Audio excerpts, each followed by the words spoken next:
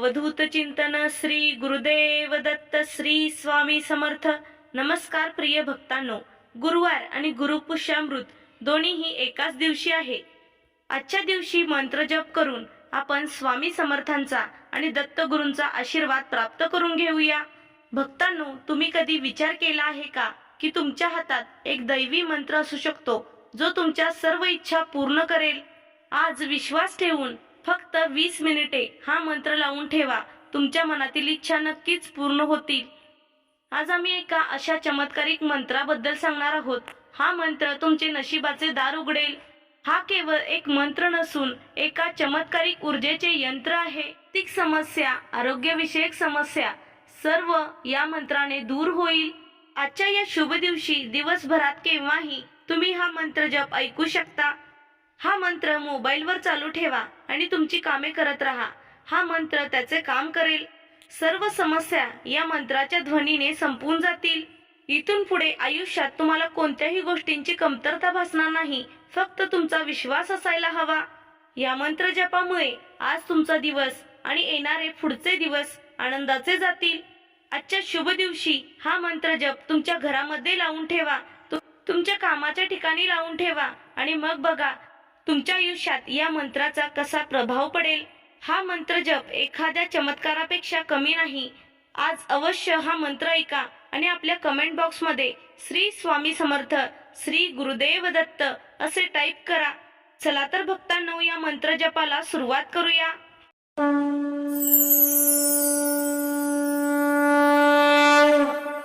ओम परमसिद्ध योगेश्वराय दत्तावताराय स्वामी समर्थाय नमः.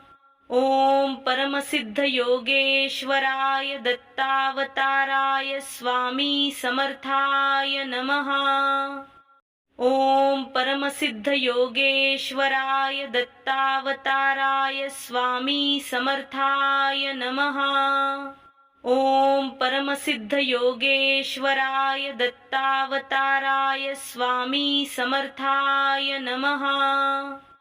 ओम परमसिद्ध योगेश्वराय दत्तावताराय स्वामी समर्थाय नमः. ओम परमसिद्ध योगेश्वराय दत्तावताराय स्वामी समर्थाय नमः. ओम परमसिद्ध योगेश्वराय दत्तावताराय स्वामी समर्थाय नमः. ओम परमसिद्ध योगेश्वराय दत्तावताराय स्वामी समर्थाय नमः. ओम परमसिद्ध योगेश्वराय दत्तावताराय स्वामी समर्थाय नमः. ओम परमसिद्ध योगेश्वराय दत्तावताराय स्वामी समर्थाय नमः. ओम परमसिद्ध योगेश्वराय दत्तावताराय स्वामी समर्थाय नमः.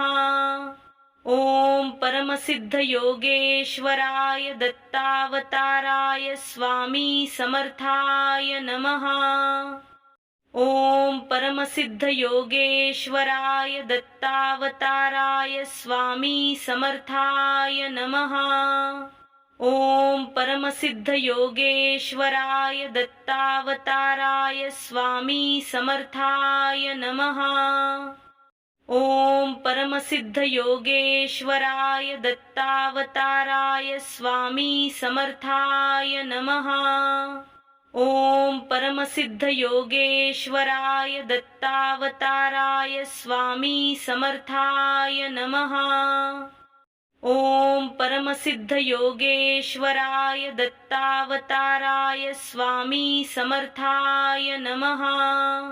ओम परमसिद्ध योगेश्वराय दत्तावताराय स्वामी समर्थाय नमः. ओम परमसिद्ध योगेश्वराय दत्तावताराय स्वामी समर्थाय नमः. ओम परमसिद्ध योगेश्वराय दत्तावताराय स्वामी समर्थाय नमः. ओम परमसिद्ध योगेश्वराय दत्तावताराय स्वामी समर्थाय नमः। ओम परमसिद्ध योगेश्वराय दत्तावताराय स्वामी समर्थाय नमः। ओम परमसिद्ध योगेश्वराय दत्तावताराय स्वामी समर्थाय नमः। ओम परमसिद्ध योगेश्वराय दत्तावताराय स्वामी समर्थाय नमः। ओम परमसिद्ध योगेश्वराय दत्तावताराय स्वामी समर्थाय नमः। ओम परमसिद्ध योगेश्वराय दत्तावताराय स्वामी समर्थाय नमः। ओम परमसिद्ध योगेश्वराय दत्तावताराय स्वामी समर्थाय नमः। ओम परमसिद्ध योगेश्वराय दत्तावताराय स्वामी समर्थाय नमः। ओम परमसिद्ध योगेश्वराय दत्तावताराय स्वामी समर्थाय नमः। ओम परमसिद्ध योगेश्वराय दत्तावताराय स्वामी समर्थाय नमः। ओम परमसिद्ध योगेश्वराय दत्तावताराय स्वामी समर्थाय नमः। ओम परमसिद्ध योगेश्वराय दत्तावताराय स्वामी समर्थाय नमः। ओम परमसिद्ध योगेश्वराय दत्तावताराय स्वामी समर्थाय नमः। ओम परमसिद्ध योगेश्वराय दत्तावताराय स्वामी समर्थाय नमः। ओम परमसिद्ध योगेश्वराय दत्तावताराय स्वामी समर्थाय नमः। ओम परमसिद्ध योगेश्वराय दत्तावताराय स्वामी समर्थाय नमः। ओम परमसिद्ध योगेश्वराय दत्तावताराय स्वामी समर्थाय नमः। ओम परमसिद्ध योगेश्वराय दत्तावताराय स्वामी समर्थाय नमः। ओम परमसिद्ध योगेश्वराय दत्तावताराय स्वामी समर्थाय नमः। ओम परमसिद्ध योगेश्वराय दत्तावताराय स्वामी समर्थाय नमः। ओम परमसिद्ध योगेश्वराय दत्तावताराय स्वामी समर्थाय नमः। ओम परमसिद्ध योगेश्वराय दत्तावताराय स्वामी समर्थाय नमः। ओम परमसिद्ध योगेश्वराय दत्तावताराय स्वामी समर्थाय नमः। ओम परमसिद्ध योगेश्वराय दत्तावताराय स्वामी समर्थाय नमः। ओम परमसिद्ध योगेश्वराय दत्तावताराय स्वामी समर्थाय नमः। ओम परमसिद्ध योगेश्वराय दत्तावताराय स्वामी समर्थाय नमः। ओम परमसिद्ध योगेश्वराय दत्तावताराय स्वामी समर्थाय नमः। ओम परमसिद्ध योगेश्वराय दत्तावताराय स्वामी समर्थाय नमः। ओम परमसिद्ध योगेश्वराय दत्तावताराय स्वामी समर्थाय नमः। ओम परमसिद्ध योगेश्वराय दत्तावताराय स्वामी समर्थाय नमः। ओम परमसिद्ध योगेश्वराय दत्तावताराय स्वामी समर्थाय नमः। ओम परमसिद्ध योगेश्वराय दत्तावताराय स्वामी समर्थाय नमः। ओम परमसिद्ध योगेश्वराय दत्तावताराय स्वामी समर्थाय नमः।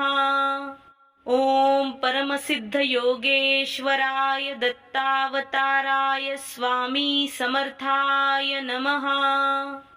ओम परमसिद्ध योगेश्वराय दत्तावताराय स्वामी समर्थाय नमः। ओम परमसिद्ध योगेश्वराय दत्तावताराय स्वामी समर्थाय नमः। ओम परमसिद्ध योगेश्वराय दत्तावताराय स्वामी समर्थाय नमः। ओम परमसिद्ध योगेश्वराय दत्तावताराय स्वामी समर्थाय नमः। ओम परमसिद्ध योगेश्वराय दत्तावताराय स्वामी समर्थाय नमः।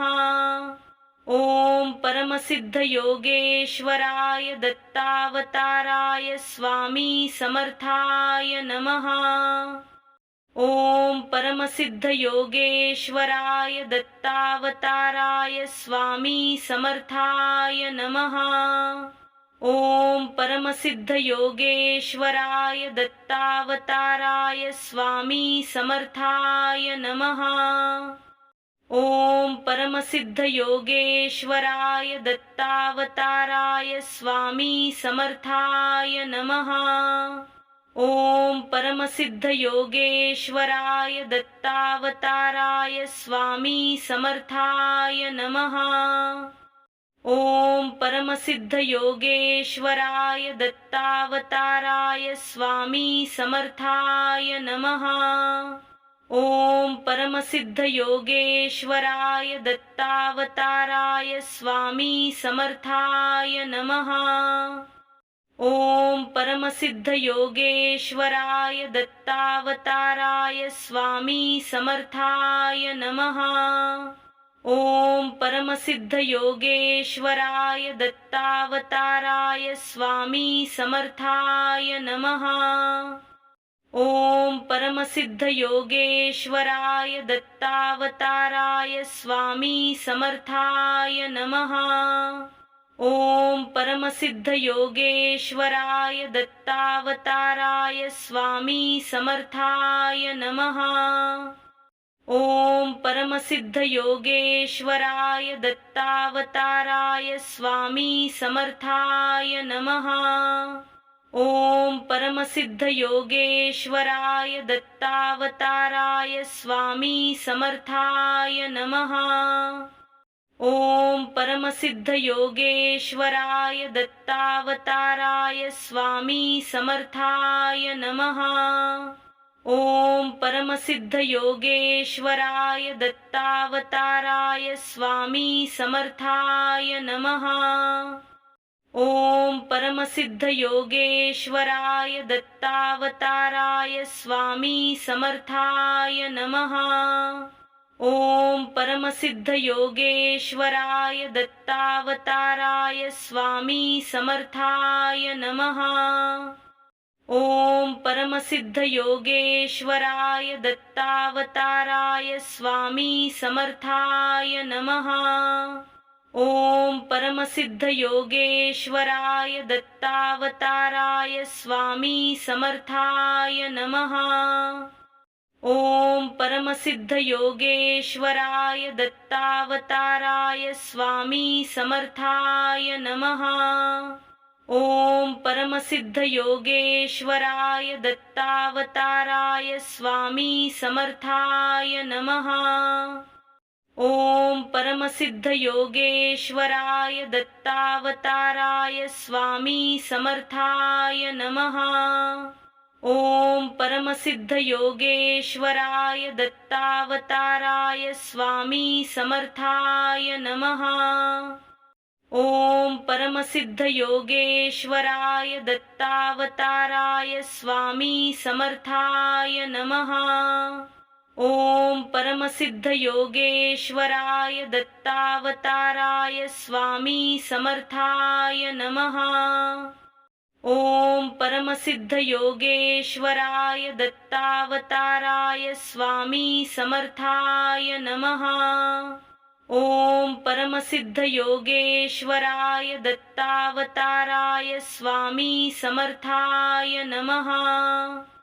ओम परमसिद्ध योगेश्वराय दत्तावताराय स्वामी समर्थाय नमः। ओम परमसिद्ध योगेश्वराय दत्तावताराय स्वामी समर्थाय नमः। ओम परमसिद्ध योगेश्वराय दत्तावताराय स्वामी समर्थाय नमः। ओम परमसिद्ध योगेश्वराय दत्तावताराय स्वामी समर्थाय नमः। ओम परमसिद्ध योगेश्वराय दत्तावताराय स्वामी समर्थाय नमः। ओम परमसिद्ध योगेश्वराय दत्तावताराय स्वामी समर्थाय नमः। ओम परमसिद्ध योगेश्वराय दत्तावताराय स्वामी समर्थाय नमः।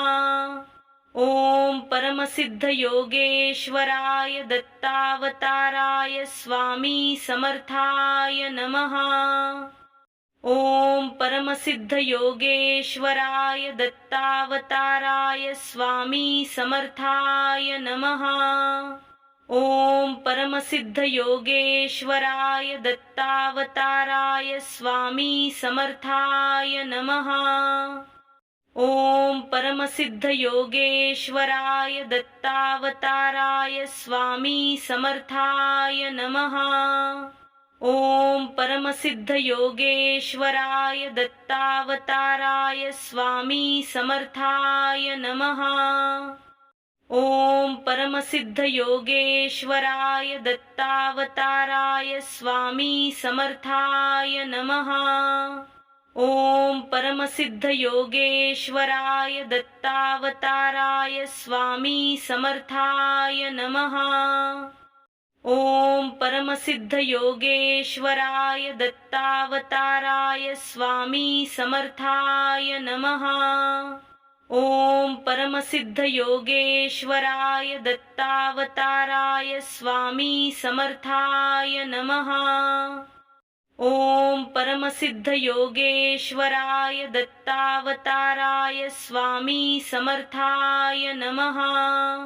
ओम परमसिद्ध योगेश्वराय दत्तावताराय स्वामी समर्थाय नमः।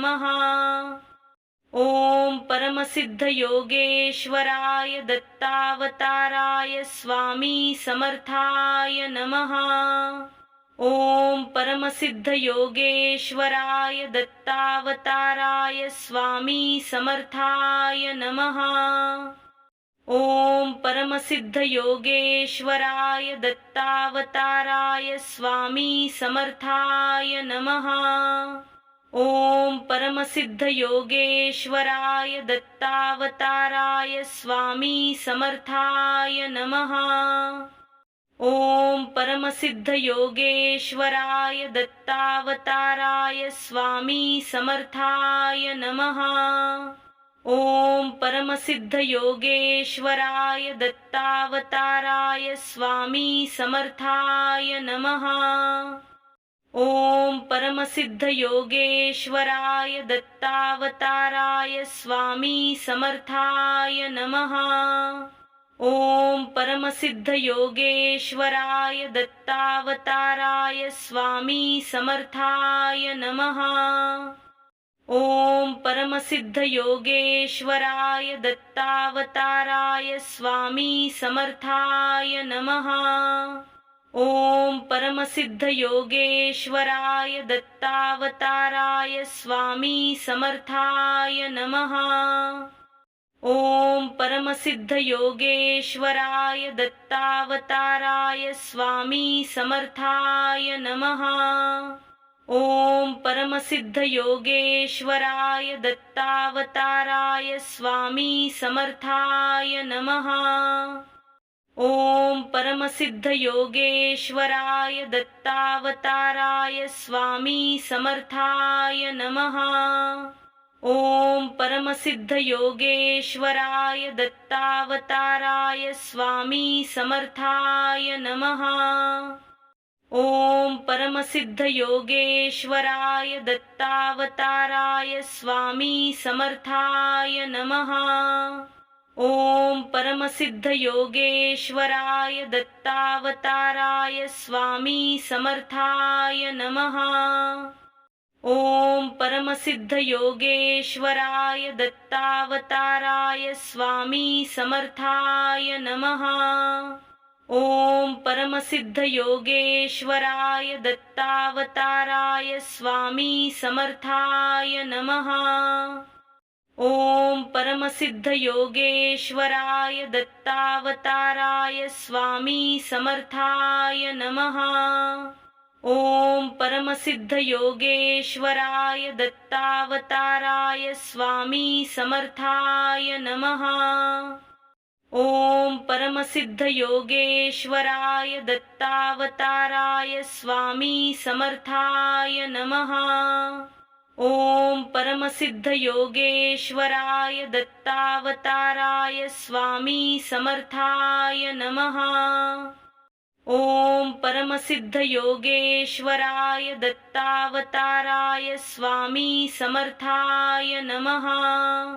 ओम परमसिद्ध योगेश्वराय दत्तावताराय स्वामी समर्थाय नमः। ओम परमसिद्ध योगेश्वराय दत्तावताराय स्वामी समर्थाय नमः। ओम परमसिद्ध योगेश्वराय दत्तावताराय स्वामी समर्थाय नमः।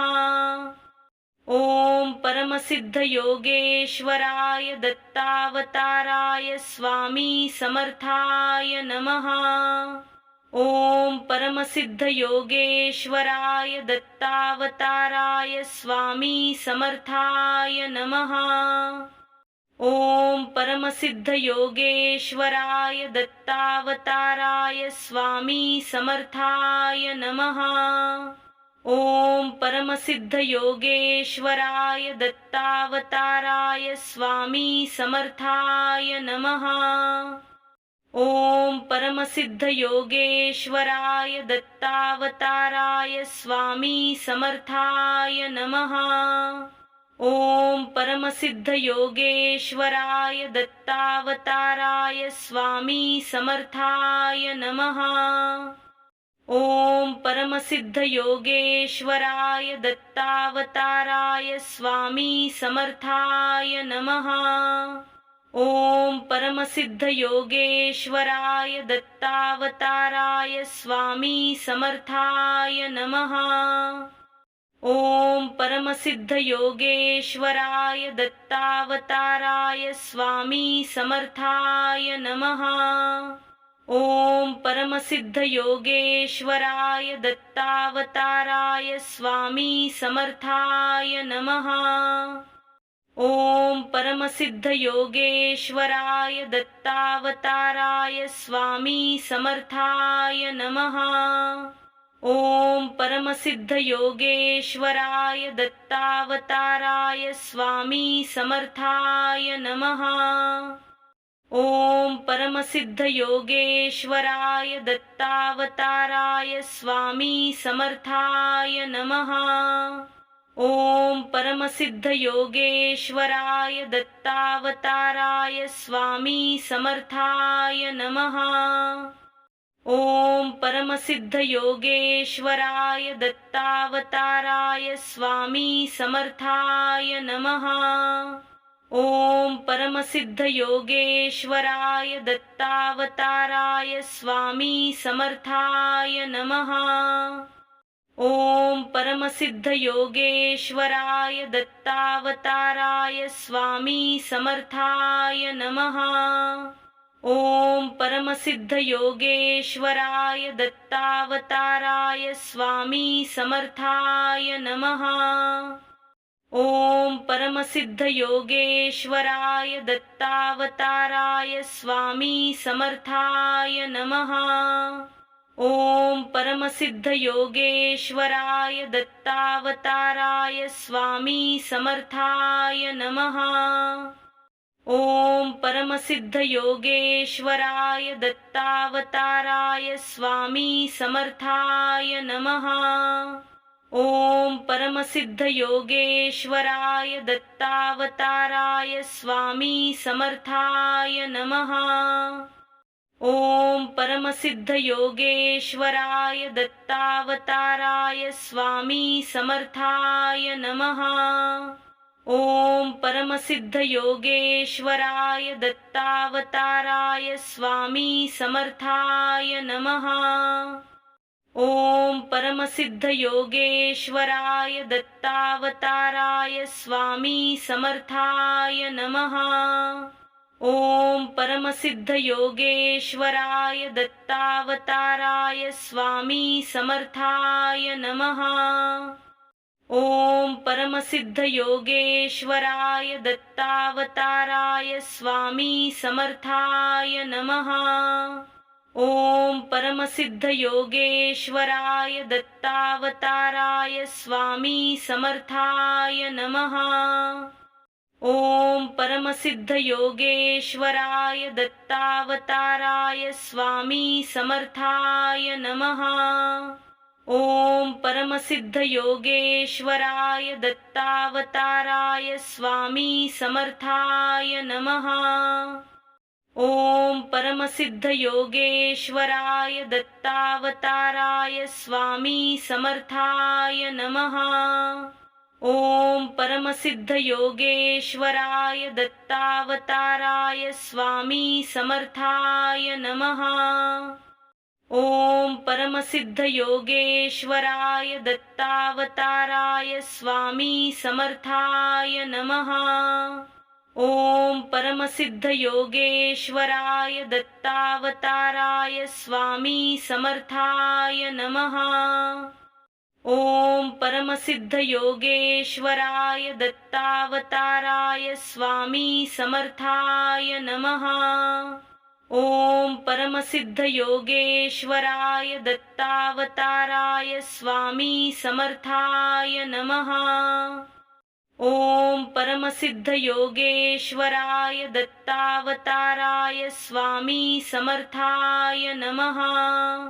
ओम परमसिद्ध योगेश्वराय दत्तावताराय स्वामी समर्थाय नमः।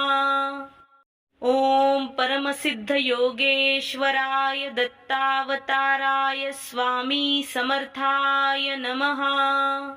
ओम परमसिद्ध योगेश्वराय दत्तावताराय स्वामी समर्थाय नमः। ओम परमसिद्ध योगेश्वराय दत्तावताराय स्वामी समर्थाय नमः। ओम परमसिद्ध योगेश्वराय दत्तावताराय स्वामी समर्थाय नमः। ओम परमसिद्ध योगेश्वराय दत्तावताराय स्वामी समर्थाय नमः। ओम परमसिद्ध योगेश्वराय दत्तावताराय स्वामी समर्थाय नमः। ओम परमसिद्ध योगेश्वराय दत्तावताराय स्वामी समर्थाय नमः। ओम परमसिद्ध योगेश्वराय दत्तावताराय स्वामी समर्थाय नमः। ओम परमसिद्ध योगेश्वराय दत्तावताराय स्वामी समर्थाय नमः। ओम परमसिद्ध योगेश्वराय दत्तावताराय स्वामी समर्थाय नमः। ओम परमसिद्ध योगेश्वराय दत्तावताराय स्वामी समर्थाय नमः। ओम परमसिद्ध योगेश्वराय दत्तावताराय स्वामी समर्थाय नमः। ओम परमसिद्ध योगेश्वराय दत्तावताराय स्वामी समर्थाय नमः। ओम परमसिद्ध योगेश्वराय दत्तावताराय स्वामी समर्थाय नमः। ओम परमसिद्ध योगेश्वराय दत्तावताराय स्वामी समर्थाय नमः। ओम परमसिद्ध योगेश्वराय दत्तावताराय स्वामी समर्थाय नमः। ओम परमसिद्ध योगेश्वराय दत्तावताराय स्वामी समर्थाय नमः। ओम परमसिद्ध योगेश्वराय दत्तावताराय स्वामी समर्थाय नमः। ओम परमसिद्ध योगेश्वराय दत्तावताराय स्वामी समर्थाय नमः। ओम परमसिद्ध योगेश्वराय दत्तावताराय स्वामी समर्थाय नमः। ओम परमसिद्ध योगेश्वराय दत्तावताराय स्वामी समर्थाय नमः। ओम परमसिद्ध योगेश्वराय दत्तावताराय स्वामी समर्थाय नमः। ओम परमसिद्ध योगेश्वराय दत्तावताराय स्वामी समर्थाय नमः। ओम परमसिद्ध योगेश्वराय दत्तावताराय स्वामी समर्थाय नमः। ओम परमसिद्ध योगेश्वराय दत्तावताराय स्वामी समर्थाय नमः। ओम परमसिद्ध योगेश्वराय दत्तावताराय स्वामी समर्थाय नमः। ओम परमसिद्ध योगेश्वराय दत्तावताराय स्वामी समर्थाय नमः।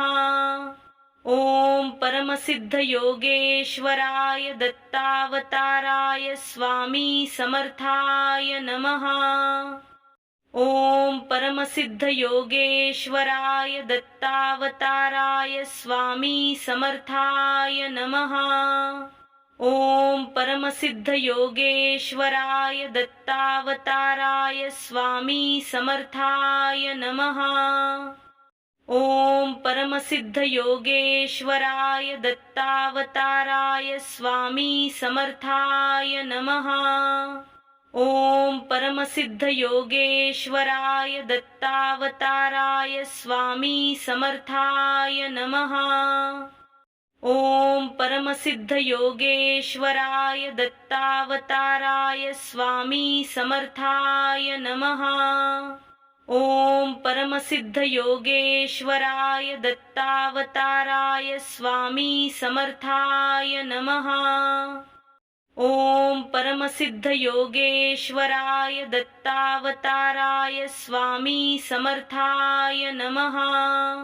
ओम परमसिद्ध योगेश्वराय दत्तावताराय स्वामी समर्थाय नमः। ओम परमसिद्ध योगेश्वराय दत्तावताराय स्वामी समर्थाय नमः। ओम परमसिद्ध योगेश्वराय दत्तावताराय स्वामी समर्थाय नमः। ओम परमसिद्ध योगेश्वराय दत्तावताराय स्वामी समर्थाय नमः। ओम परमसिद्ध योगेश्वराय दत्तावताराय स्वामी समर्थाय नमः। ओम परमसिद्ध योगेश्वराय दत्तावताराय स्वामी समर्थाय नमः। ओम परमसिद्ध योगेश्वराय दत्तावताराय स्वामी समर्थाय नमः। ओम परमसिद्ध योगेश्वराय दत्तावताराय स्वामी समर्थाय नमः। ओम परमसिद्ध योगेश्वराय दत्तावताराय स्वामी समर्थाय नमः। ओम परमसिद्ध योगेश्वराय दत्तावताराय स्वामी समर्थाय नमः। ओम परमसिद्ध योगेश्वराय दत्तावताराय स्वामी समर्थाय नमः।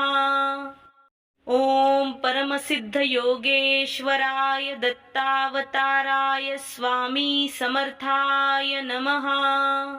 ओम परमसिद्ध योगेश्वराय दत्तावताराय स्वामी समर्थाय नमः। ओम परमसिद्ध योगेश्वराय दत्तावताराय स्वामी समर्थाय नमः। ओम परमसिद्ध योगेश्वराय दत्तावताराय स्वामी समर्थाय नमः। ओम परमसिद्ध योगेश्वराय दत्तावताराय स्वामी समर्थाय नमः। ओम परमसिद्ध योगेश्वराय दत्तावताराय स्वामी समर्थाय नमः। ओम परमसिद्ध योगेश्वराय दत्तावताराय स्वामी समर्थाय नमः। ओम परमसिद्ध योगेश्वराय दत्तावताराय स्वामी समर्थाय नमः। ओम परमसिद्ध योगेश्वराय दत्तावताराय स्वामी समर्थाय नमः। ओम परमसिद्ध योगेश्वराय दत्तावताराय स्वामी समर्थाय नमः। ओम परमसिद्ध योगेश्वराय दत्तावताराय स्वामी समर्थाय नमः। ओम परमसिद्ध योगेश्वराय दत्तावताराय स्वामी समर्थाय नमः। ओम परमसिद्ध योगेश्वराय दत्तावताराय स्वामी समर्थाय नमः। ओम परमसिद्ध योगेश्वराय दत्तावताराय स्वामी समर्थाय नमः। ओम परमसिद्ध योगेश्वराय दत्तावताराय स्वामी समर्थाय नमः। ओम परमसिद्ध योगेश्वराय दत्तावताराय स्वामी समर्थाय नमः। ओम परमसिद्ध योगेश्वराय दत्तावताराय स्वामी समर्थाय नमः। ओम परमसिद्ध योगेश्वराय दत्तावताराय स्वामी समर्थाय नमः। ओम परमसिद्ध योगेश्वराय दत्तावताराय स्वामी समर्थाय नमः।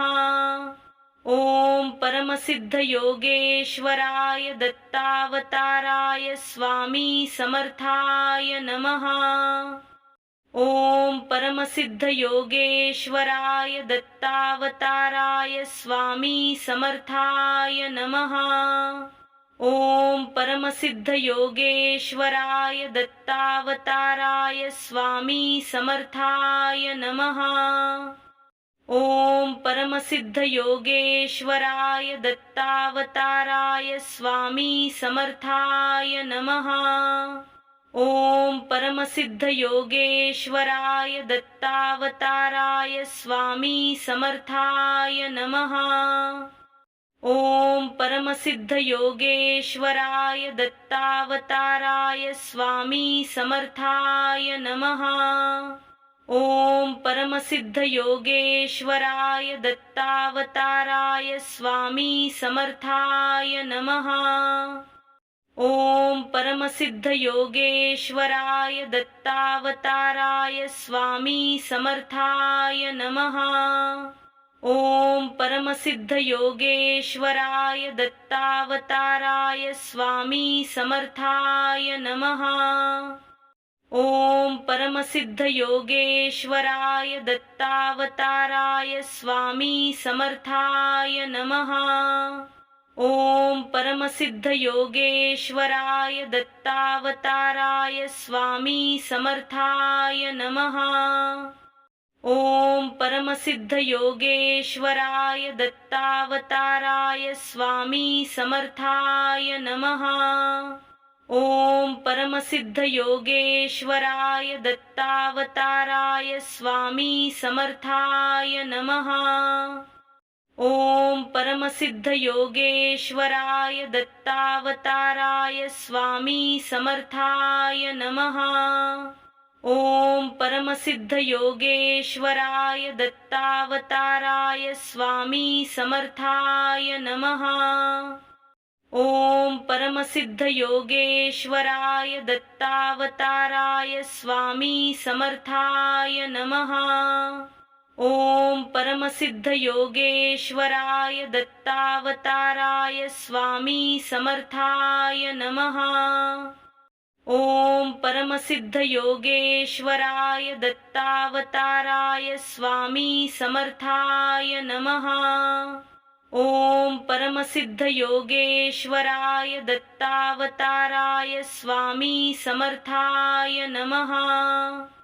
ओम परमसिद्ध योगेश्वराय दत्तावताराय स्वामी समर्थाय नमः। ओम परमसिद्ध योगेश्वराय दत्तावताराय स्वामी समर्थाय नमः। ओम परमसिद्ध योगेश्वराय दत्तावताराय स्वामी समर्थाय नमः। ओम परमसिद्ध योगेश्वराय दत्तावताराय स्वामी समर्थाय नमः। ओम परमसिद्ध योगेश्वराय दत्तावताराय स्वामी समर्थाय नमः। ओम परमसिद्ध योगेश्वराय दत्तावताराय स्वामी समर्थाय नमः। ओम परमसिद्ध योगेश्वराय दत्तावताराय स्वामी समर्थाय नमः। ओम परमसिद्ध योगेश्वराय दत्तावताराय स्वामी समर्थाय नमः। ओम परमसिद्ध योगेश्वराय दत्तावताराय स्वामी समर्थाय नमः।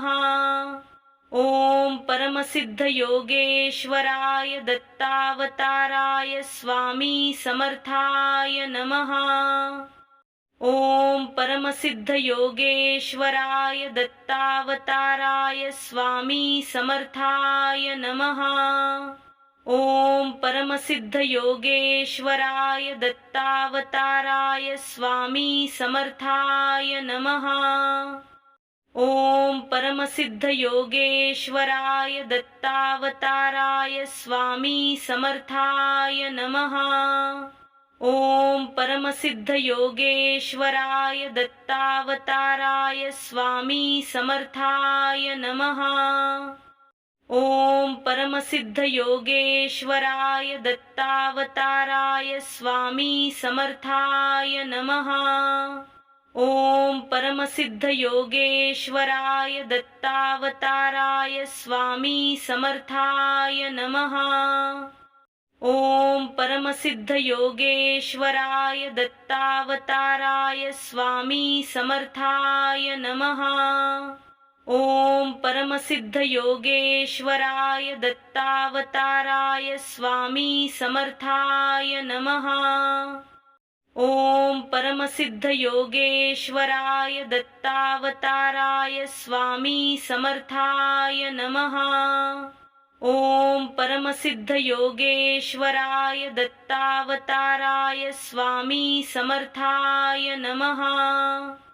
ओम परमसिद्ध योगेश्वराय दत्तावताराय स्वामी समर्थाय नमः। ओम परमसिद्ध योगेश्वराय दत्तावताराय स्वामी समर्थाय नमः। ओम परमसिद्ध योगेश्वराय दत्तावताराय स्वामी समर्थाय नमः। ओम परमसिद्ध योगेश्वराय दत्तावताराय स्वामी समर्थाय नमः। ओम परमसिद्ध योगेश्वराय दत्तावताराय स्वामी समर्थाय नमः। ओम परमसिद्ध योगेश्वराय दत्तावताराय स्वामी समर्थाय नमः। ओम परमसिद्ध योगेश्वराय दत्तावताराय स्वामी समर्थाय नमः। ओम परमसिद्ध योगेश्वराय दत्तावताराय स्वामी समर्थाय नमः। ओम परमसिद्ध योगेश्वराय दत्तावताराय स्वामी समर्थाय नमः। ओम परमसिद्ध योगेश्वराय दत्तावताराय स्वामी समर्थाय नमः। ओम परमसिद्ध योगेश्वराय दत्तावताराय स्वामी समर्थाय नमः। ओम परमसिद्ध योगेश्वराय दत्तावताराय स्वामी समर्थाय नमः। ओम परमसिद्ध योगेश्वराय दत्तावताराय स्वामी समर्थाय नमः। ओम परमसिद्ध योगेश्वराय दत्तावताराय स्वामी समर्थाय नमः। ओम परमसिद्ध योगेश्वराय दत्तावताराय स्वामी समर्थाय नमः। ओम परमसिद्ध योगेश्वराय दत्तावताराय स्वामी समर्थाय नमः। ओम परमसिद्ध योगेश्वराय दत्तावताराय स्वामी समर्थाय नमः। ओम परमसिद्ध योगेश्वराय दत्तावताराय स्वामी समर्थाय नमः। ओम परमसिद्ध योगेश्वराय दत्तावताराय स्वामी समर्थाय नमः। ओम परमसिद्ध योगेश्वराय दत्तावताराय स्वामी समर्थाय नमः। ओम परमसिद्ध योगेश्वराय दत्तावताराय स्वामी समर्थाय नमः। ओम परमसिद्ध योगेश्वराय दत्तावताराय स्वामी समर्थाय नमः। ओम परमसिद्ध योगेश्वराय दत्तावताराय स्वामी समर्थाय नमः। ओम परमसिद्ध योगेश्वराय दत्तावताराय स्वामी समर्थाय नमः। ओम परमसिद्ध योगेश्वराय दत्तावताराय स्वामी समर्थाय नमः। ओम परमसिद्ध योगेश्वराय दत्तावताराय स्वामी समर्थाय नमः। ओम परमसिद्ध योगेश्वराय दत्तावताराय स्वामी समर्थाय नमः। ओम परमसिद्ध योगेश्वराय दत्तावताराय स्वामी समर्थाय नमः। ओम परमसिद्ध योगेश्वराय दत्तावताराय स्वामी समर्थाय नमः। ओम परमसिद्ध योगेश्वराय दत्तावताराय स्वामी समर्थाय नमः। ओम परमसिद्ध योगेश्वराय दत्तावताराय स्वामी समर्थाय नमः। ओम परमसिद्ध योगेश्वराय दत्तावताराय स्वामी समर्थाय नमः। ओम परमसिद्ध योगेश्वराय दत्तावताराय स्वामी समर्थाय नमः। ओम परमसिद्ध योगेश्वराय दत्तावताराय स्वामी समर्थाय नमः। ओम परमसिद्ध योगेश्वराय दत्तावताराय स्वामी समर्थाय नमः। ओम परमसिद्ध योगेश्वराय दत्तावताराय स्वामी समर्थाय नमः। ओम परमसिद्ध योगेश्वराय दत्तावताराय स्वामी समर्थाय नमः। ओम परमसिद्ध योगेश्वराय दत्तावताराय स्वामी समर्थाय नमः। ओम परमसिद्ध योगेश्वराय दत्तावताराय स्वामी समर्थाय नमः। ओम परमसिद्ध योगेश्वराय दत्तावताराय स्वामी समर्थाय नमः। ओम परमसिद्ध योगेश्वराय दत्तावताराय स्वामी समर्थाय नमः। ओम परमसिद्ध योगेश्वराय दत्तावताराय स्वामी समर्थाय नमः। ओम परमसिद्ध योगेश्वराय दत्तावताराय स्वामी समर्थाय नमः। ओम परमसिद्ध योगेश्वराय दत्तावताराय स्वामी समर्थाय नमः। ओम परमसिद्ध योगेश्वराय दत्तावताराय स्वामी समर्थाय नमः। ओम परमसिद्ध योगेश्वराय दत्तावताराय स्वामी समर्थाय नमः। ओम परमसिद्ध योगेश्वराय दत्तावताराय स्वामी समर्थाय नमः। ओम परमसिद्ध योगेश्वराय दत्तावताराय स्वामी समर्थाय नमः। ओम परमसिद्ध योगेश्वराय दत्तावताराय स्वामी समर्थाय नमः। ओम परमसिद्ध योगेश्वराय दत्तावताराय स्वामी समर्थाय नमः। ओम परमसिद्ध योगेश्वराय दत्तावताराय स्वामी समर्थाय नमः।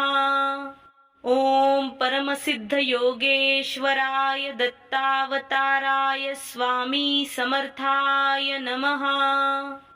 ओम परमसिद्ध योगेश्वराय दत्तावताराय स्वामी समर्थाय नमः। ओम परमसिद्ध योगेश्वराय दत्तावताराय स्वामी समर्थाय नमः।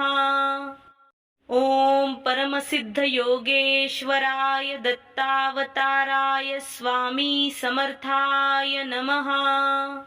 ओम परमसिद्ध योगेश्वराय दत्तावताराय स्वामी समर्थाय नमः।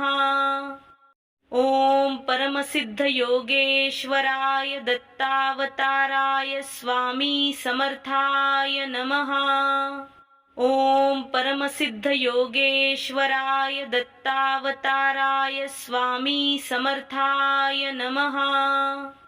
ओम परमसिद्ध योगेश्वराय दत्तावताराय स्वामी समर्थाय नमः। ओम परमसिद्ध योगेश्वराय दत्तावताराय स्वामी समर्थाय नमः। ओम परमसिद्ध योगेश्वराय दत्तावताराय स्वामी समर्थाय नमः। ओम परमसिद्ध योगेश्वराय दत्तावताराय स्वामी समर्थाय नमः। ओम परमसिद्ध योगेश्वराय दत्तावताराय स्वामी समर्थाय नमः। ओम परमसिद्ध योगेश्वराय दत्तावताराय स्वामी समर्थाय नमः। ओम परमसिद्ध योगेश्वराय दत्तावताराय स्वामी समर्थाय नमः। ओम परमसिद्ध योगेश्वराय दत्तावताराय स्वामी समर्थाय नमः। ओम परमसिद्ध योगेश्वराय दत्तावताराय स्वामी समर्थाय नमः। ओम परमसिद्ध योगेश्वराय दत्तावताराय स्वामी समर्थाय नमः। ओम परमसिद्ध योगेश्वराय दत्तावताराय स्वामी समर्थाय नमः। ओम परमसिद्ध योगेश्वराय दत्तावताराय स्वामी समर्थाय नमः। ओम परमसिद्ध योगेश्वराय दत्तावताराय स्वामी समर्थाय नमः। ओम परमसिद्ध योगेश्वराय दत्तावताराय स्वामी समर्थाय नमः। ओम परमसिद्ध योगेश्वराय दत्तावताराय स्वामी समर्थाय नमः। ओम परमसिद्ध योगेश्वराय दत्तावताराय स्वामी समर्थाय नमः। ओम परमसिद्ध योगेश्वराय दत्तावताराय स्वामी समर्थाय नमः।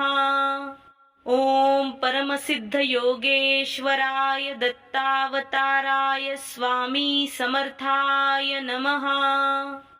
ओम परमसिद्ध योगेश्वराय दत्तावताराय स्वामी समर्थाय नमः।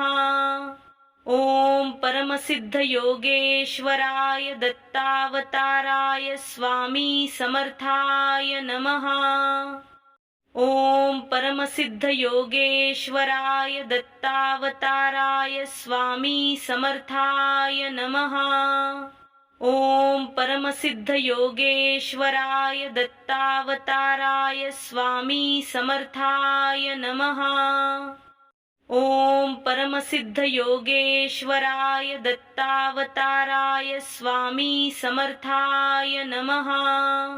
ओम परमसिद्ध योगेश्वराय दत्तावताराय स्वामी समर्थाय नमः। ओम परमसिद्ध योगेश्वराय दत्तावताराय स्वामी समर्थाय नमः।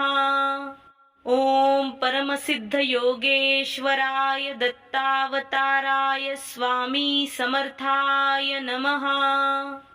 ओम परमसिद्ध योगेश्वराय दत्तावताराय स्वामी समर्थाय नमः। ओम परमसिद्ध योगेश्वराय दत्तावताराय स्वामी समर्थाय नमः। ओम परमसिद्ध योगेश्वराय दत्तावताराय स्वामी समर्थाय नमः। ओम परमसिद्ध योगेश्वराय दत्तावताराय स्वामी समर्थाय नमः। ओम परमसिद्ध योगेश्वराय दत्तावताराय स्वामी समर्थाय नमः।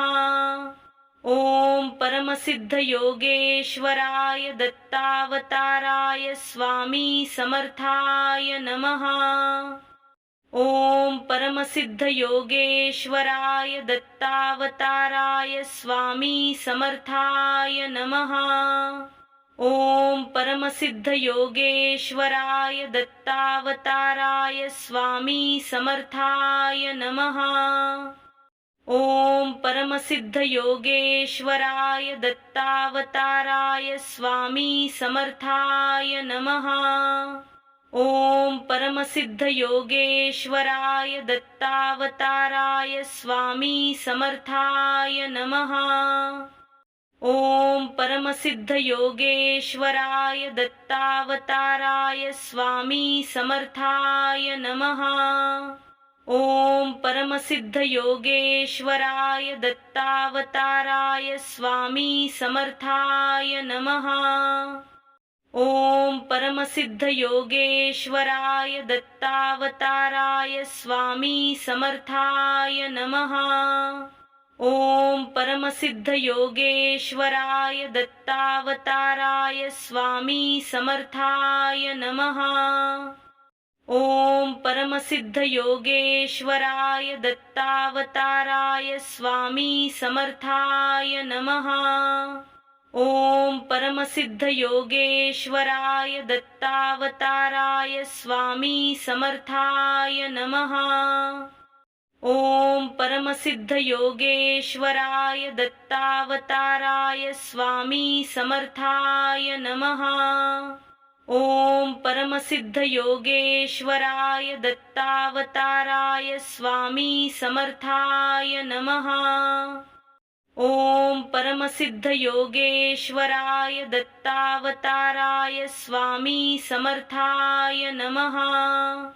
ओम परमसिद्ध योगेश्वराय दत्तावताराय स्वामी समर्थाय नमः।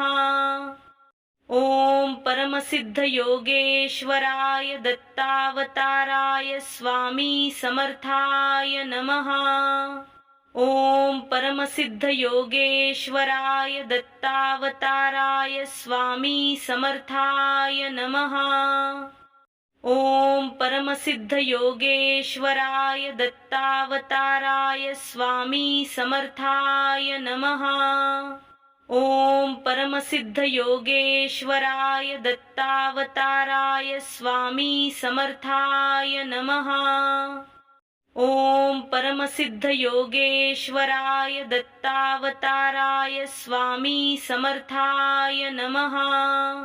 ओम परमसिद्ध योगेश्वराय दत्तावताराय स्वामी समर्थाय नमः। ओम परमसिद्ध योगेश्वराय दत्तावताराय स्वामी समर्थाय नमः। ओम परमसिद्ध योगेश्वराय दत्तावताराय स्वामी समर्थाय नमः। ओम परमसिद्ध योगेश्वराय दत्तावताराय स्वामी समर्थाय नमः। ओम परमसिद्ध योगेश्वराय दत्तावताराय स्वामी समर्थाय नमः। ओम परमसिद्ध योगेश्वराय दत्तावताराय स्वामी समर्थाय नमः। ओम परमसिद्ध योगेश्वराय दत्तावताराय स्वामी समर्थाय नमः। ओम परमसिद्ध योगेश्वराय दत्तावताराय स्वामी समर्थाय नमः। ओम परमसिद्ध योगेश्वराय दत्तावताराय स्वामी समर्थाय नमः। ओम परमसिद्ध योगेश्वराय दत्तावताराय स्वामी समर्थाय नमः। ओम परमसिद्ध योगेश्वराय दत्तावताराय स्वामी समर्थाय नमः। ओम परमसिद्ध योगेश्वराय दत्तावताराय स्वामी समर्थाय नमः। ओम परमसिद्ध योगेश्वराय दत्तावताराय स्वामी समर्थाय नमः। ओम परमसिद्ध योगेश्वराय दत्तावताराय स्वामी समर्थाय नमः। ओम परमसिद्ध योगेश्वराय दत्तावताराय स्वामी समर्थाय नमः। ओम परमसिद्ध योगेश्वराय दत्तावताराय स्वामी समर्थाय नमः। ओम परमसिद्ध योगेश्वराय दत्तावताराय स्वामी समर्थाय नमः। ओम परमसिद्ध योगेश्वराय दत्तावताराय स्वामी समर्थाय नमः। ओम परमसिद्ध योगेश्वराय दत्तावताराय स्वामी समर्थाय नमः। ओम परमसिद्ध योगेश्वराय दत्तावताराय स्वामी समर्थाय नमः। ओम परमसिद्ध योगेश्वराय दत्तावताराय स्वामी समर्थाय नमः। ओम परमसिद्ध योगेश्वराय दत्तावताराय स्वामी समर्थाय नमः। ओम परमसिद्ध योगेश्वराय दत्तावताराय स्वामी समर्थाय नमः। ओम परमसिद्ध योगेश्वराय दत्तावताराय स्वामी समर्थाय नमः।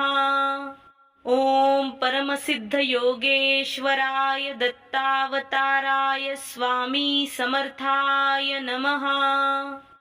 ओम परमसिद्ध योगेश्वराय दत्तावताराय स्वामी समर्थाय नमः। ओम परमसिद्ध योगेश्वराय दत्तावताराय स्वामी समर्थाय नमः। ओम परमसिद्ध योगेश्वराय दत्तावताराय स्वामी समर्थाय नमः। ओम परमसिद्ध योगेश्वराय दत्तावताराय स्वामी समर्थाय नमः। ओम परमसिद्ध योगेश्वराय दत्तावताराय स्वामी समर्थाय नमः। ओम परमसिद्ध योगेश्वराय दत्तावताराय स्वामी समर्थाय नमः। ओम परमसिद्ध योगेश्वराय दत्तावताराय स्वामी समर्थाय नमः। ओम परमसिद्ध योगेश्वराय दत्तावताराय स्वामी समर्थाय नमः। ओम परमसिद्ध योगेश्वराय दत्तावताराय स्वामी समर्थाय नमः। ओम परमसिद्ध योगेश्वराय दत्तावताराय स्वामी समर्थाय नमः। ओम परमसिद्ध योगेश्वराय दत्तावताराय स्वामी समर्थाय नमः।